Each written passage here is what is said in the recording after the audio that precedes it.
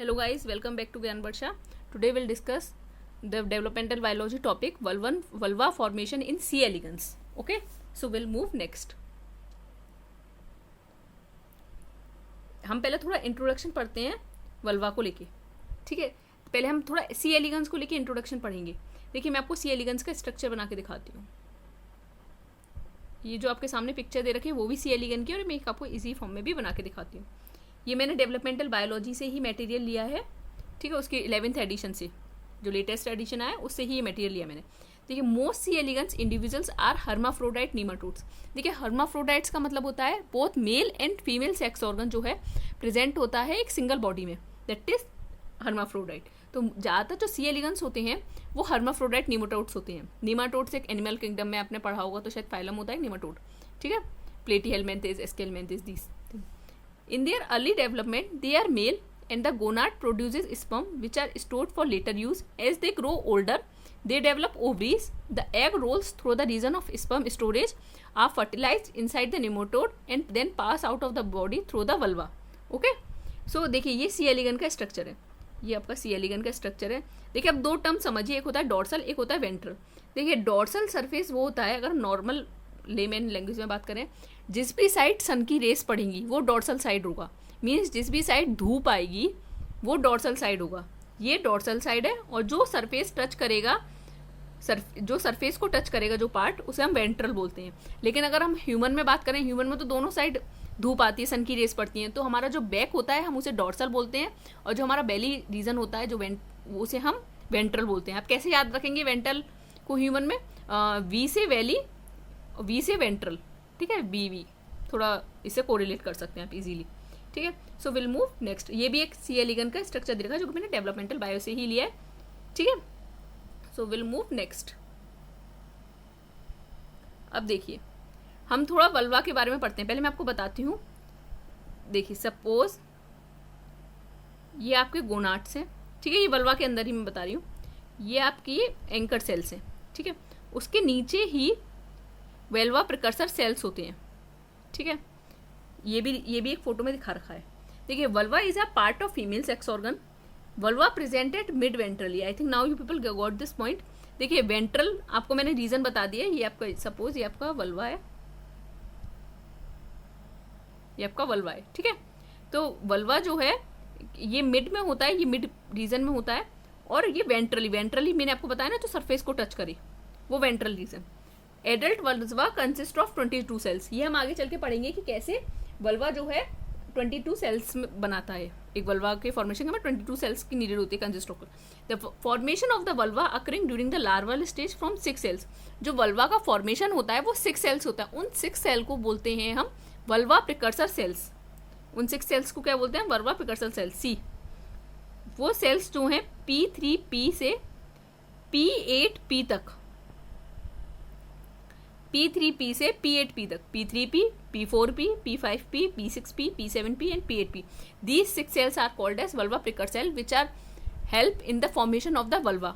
Okay, the cell connecting the overlying gonad to the vulva precursor cell is called the anchor cell. ये आपकी, ये देखिए ये आपको एंकर सेल दिखेगी. ठीक है, ये जो एंकर सेल है ये आपका गोनाड है. ठीक है, गोनाड के अंदर एंकर सेल होती है जो कि मिड में होती है, और इसके नीचे जो होते हैं वो होते हैं वल्वा प्रिकर्सर सेल्स. ठीक है, जो कि फॉर्मेशन करते हैं एक वल्वा का. 22 सेल्स का होता है वो. So will move next. I think now you people got this. अब हम पढ़ेंगे फॉर्मेशन ऑफ एंकर सेल. मुझे नहीं लगता ये यूट्यूब पर किसी ने भी अभी तक ये पढ़ाया है एंकर सेल का. और ये जो है अभी लेटेस्ट डेवलपमेंटल बायोलॉजी में 11th जो एडिशन आया है उसमें ही ये एंकर सेल के बारे में हम लोगों ने डिस्कशन किया है. ठीक है, तो देखिए वाइल्ड टाइप, और क्योंकि ये अभी लेटेस्ट ही आया है तो ये काफ़ी इंपॉर्टेंट भी है CSR पॉइंट ऑफ व्यू से. सो इस पर आप थोड़ा सा फोकस करिए. जैसे जैसे मैं आपको इसमें बता रही हूँ बहुत ईजी प्रोसेस है, आप वैसे से समझिए इसे. देखिए हमने अभी देखा कि जो सी एलिगन्स होते हैं वो हर्माफ्रोडाइट्स होते हैं, most of the C elegans. ठीक है, तो देखिए क्या होता है, जो वाइल्ड टाइप सी एलिगन्स है उनके एडजेसेंट 2 सेल्स होती हैं. एक होती है Z1.PPP, एक होती है Z4.AA. ठीक है, अब कौन सी सेल एंकर बनेगी, कौन सी सेल एंकर सेल बनेगी, ये एक बाई चांस इवेंट होता है. कोई भी सेल चाहे Z1.PPP बन सकती है, चाहे Z4.AAA, इन दोनों में से कोई भी एंकर सेल बन सकती है. ये एक बाई चांस इवेंट है. अब आप इसमें एक चीज़ ध्यान रखिएगा, हम दो चीज़ हमें इसमें ध्यान रखनी है। एक होता है लाइगेंड जो कि LAC2 है, और एक रिसेप्टर है वो जो है Lin12। ठीक है, तो देखिए जो भी सेल, सपोज Z1.pp की अगर हम बात करें, इसे अगर सपोज कीजिए आगे चल के एंकर सेल में बनना है, ठीक है, लार्वल स्टेज में डिसाइड होता है कि किसे एंकर सेल बनना है और किसे प्रिकर्सर यूट्रिन टिश्यू, सपोज, और एबिलिटी लेकिन पोटेंशियल दोनों में होता है एंकर सेल बनने का।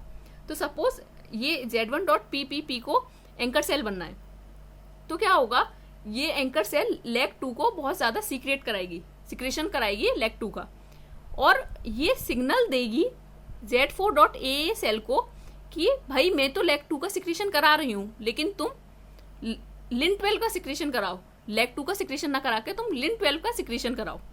ठीक है, तो क्या होगा, जो सेल LAC2 का सिक्रेशन करा रही है वो बन जाएगी एंकर सेल, और LAC2 जाके Lin12 पे बाइंड कर जाएगा और उसे बना देगा precursor uterine tissue. Are you getting my point?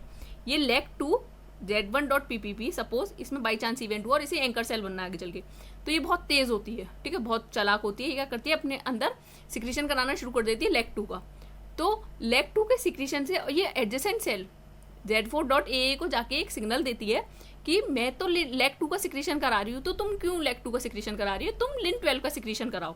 तो Lin12 का सिक्रेशन होता है। अब जैसे कि हमने पढ़ा कि LAC2 एक लाइगेंड है और Lin12 एक रिसेप्टर है, तो LAC2 जाके Lin12 पे बाइंड कर जाएगा। जैसे ही ये जाके इस पे बाइंड करेगा तो ये प्रिकर्सर यूट्राइन टिश्यू का फॉर्मेशन कर लेगी।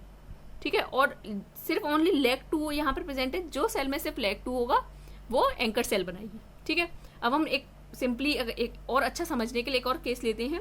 सपोज कीजिए ये सेल Z4.AA वो बाई चांस इवेंट की वजह से इसके पास आता है कि इसे एंकर सेल बनना है। तो इसमें देखिए क्या होगा, जब Z4.AA को एंकर सेल बनना होगा तो ये LAC2 का बहुत ज़्यादा सिक्रीशन कराएगी। जब ये LAC2 का सिक्रीशन कराएगी तो ये Z1.pp को जाके सिग्नल देगा कि तुम LAC2 का सिक्रेशन मत कराओ, तुम Lin12 का सिक्रेशन कराओ, क्योंकि LAC2 का तो मैं करा ही नहीं हूँ। तो LAC2 वहाँ जाके बाइंड कर जाएगा Lin12 से और वो हमारा बना लेगा प्रिकर्सर यूट्राइन टिश्यू, ये बना लेगी हमारी तब anchor cell. I think now you people got this point कि कैसे Z1.pp और Z4.AA एक बाई चांस इवेंट होता है और कैसे डिसाइड करते हैं कि किस सेल को क्या बना रहा है। ठीक है, आप ये बस ये ध्यान रखिएगा कि ये एक बाई चांस इवेंट होता है, पोटेंशियल दोनों सेल में होता है बनने का, बाई चांस इवेंट। ठीक है, एक बाई चांस इवेंट है ये। अब देखिए, अब हम बहुत इंपॉर्टेंट पॉइंट, आप खुद ही इसे आंसर दे सकते हैं। सपोज कीजिए लॉस ऑफ फंक्शन हुआ है Lin12 म्यूटेंट में। Lin12 क्या है, हमारा एक रिसेप्टर। अगर उसमें लॉस ऑफ फंक्शन हुआ है तो आप इजीली बता सकते हैं कि जो दोनों सेल्स हैं, ये यहाँ दोनों सेल्स की बात हो रही है, जो दोनों सेल्स हैं वो जाके एंकर सेल्स बनाएंगी क्योंकि लॉस ऑफ फंक्शन हो गया है Lin12 में। लेकिन अगर गेन ऑफ फंक्शन हो जाए Lin12 में, gain of function means it does not need any ligand. ठीक है, ये रिसेप्टर ऑलरेडी अपने आप ही एक्टिवेट रहेंगे। तो Lin12 जब म्यूटेंट में गेन ऑफ फंक्शन हो जाएगा तो ये प्रिकर्सर यूट्राइन टिश्यू बना लेगा ऑब्वियसली, क्योंकि दोनों में ही एक्टिवेट हो जाएंगे, इन्हें कोई लाइगेंड की जरूरत ही नहीं है, चाहे LAC2 हो चाहे ना हो, तो ये दोनों में जाके एक्टिवेट हो जाएंगे और ये क्या बना लेंगे, precursor uterine tissue. I think now you people got this point. ठीक है, सो विल मूव नेक्स्ट। अब देखिए, ये जो मैंने दे रखा है ये मैंने डेवलपमेंटल बायोलॉजी की बुक से लिया है, लेटेस्ट एडिशन से। मैं फिर बता रही हूँ 11th एडिशन से ही मैंने ये लिया है। ये आप इसे एक बार वीडियो को पॉज करके पढ़िएगा, ये एक रिटर्न फॉर्म में लिखा हुआ है पूरा, ये आपको इजीली समझ में आ जाएगा जो भी मैंने आपको इसमें यहाँ पर बताया है। ठीक है, अगर आपको कोई भी डाउट हो मुझे ज्ञानवर्षा@gmail.com पे पूछ लीजिएगा, अदरवाइज कमेंट करके मुझे आप पूछ सकते हैं कोई भी डाउट। अगर आपको मेरी वीडियो पसंद आई तो आप इसे लाइक कीजिए, सब्सक्राइब कीजिए हमारे चैनल को। Thank you.